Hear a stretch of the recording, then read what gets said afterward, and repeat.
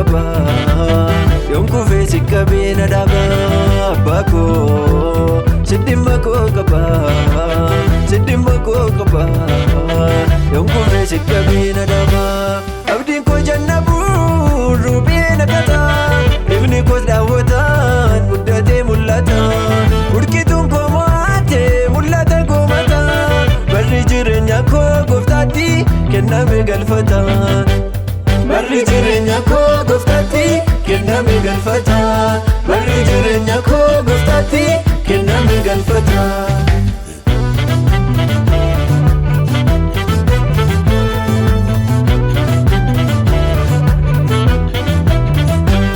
Yesus tu mulate ulbasa jiratan iskele namni gofta qabun de qaba dunile ni jile waqti belat kufa turube nakata masisa yeyinin butatun ega damma kelotasa kakunsa kaku erga merga jirachu ko gungati diga yesane bise duresa lava jilba ko jabesa kakunsa kaku erga merga jirachu ko gungati diga yesane bise duresa lava jilba ko jabesa abdin ko jannabu rubina kata ibni ko dawatan muddate mulata urkitun ko maate mulata ko mata barri jirenya ko goftati kenname galfata barri jirenya ko goftati kenname galfata barri jirenya ko goftati kenname galfata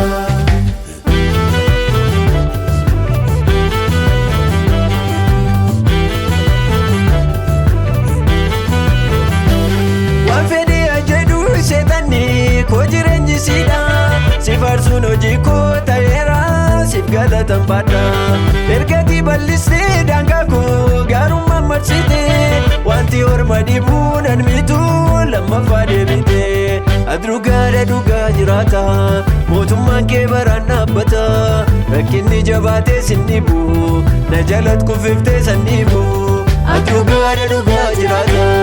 mootummaan kee baraan dhaabbata rakkinni jabaatee sin dhibu na jalat kuffiftee san dhibu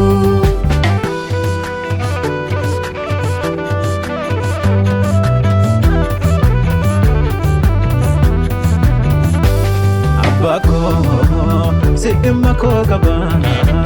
sidimma koo qaba yonku fesi kabena daba Abbaa Koo sidimma koo qaba sidimma koo qaba yonku fesi kabena daba abdin ko jannabu rubina kata ibni ko dawatan muddate mulata urkitun ko maate mulata ko mata barri jirenya ko goftati kenname galfata barri jirenya ko goftati kenname galfata barri jirenya ko goftati kenname galfata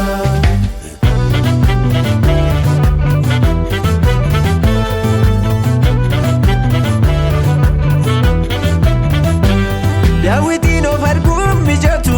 agarsiise dhoksa Yesuusi dhabeekaan beektota hinnayyuu duresa biyya lafa waaqaa to'ata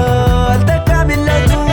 fudhatee keessi koo waaqayyoon ormiidhaan mijatu yaadisaa yaada koo moote keessi koos fudhatee boqotee yuutobdi isaa keessa hin jiru wanta kamiin isa jijjiiru yaadisaa yaada koo moote keessi koos fudhatee boqotee yuutobdi isaa keessa hin jiru wanta kamiin isa jijjiiru abdiin ko jannabu rubina kata ibni ko dawatan muddate mulata